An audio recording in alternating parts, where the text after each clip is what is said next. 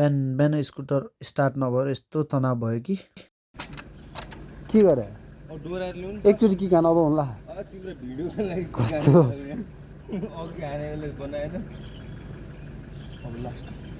एकचोटि लास्ट हान्न अब जहिले पनि अन्तिम अन्तिममा गाह्रो हुन्छ क्या एकचोटि हान्दा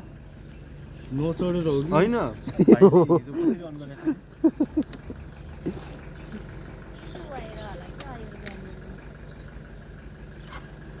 नचढेर होला अब गयो झन् यत्तिकै अन गरेर छोडेर गयो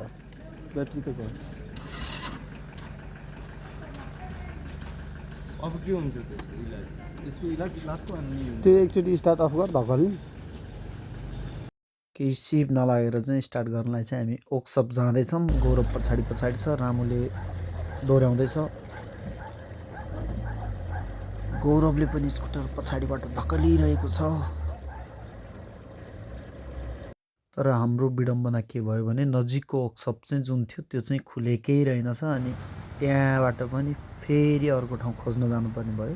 अनि म अर्को वर्कसप खोज्न गएँ र अर्को वर्कसप खुला भएको ठाउँबाट साथीहरूलाई फोन गरेपछि साथीहरू त्यहाँ आए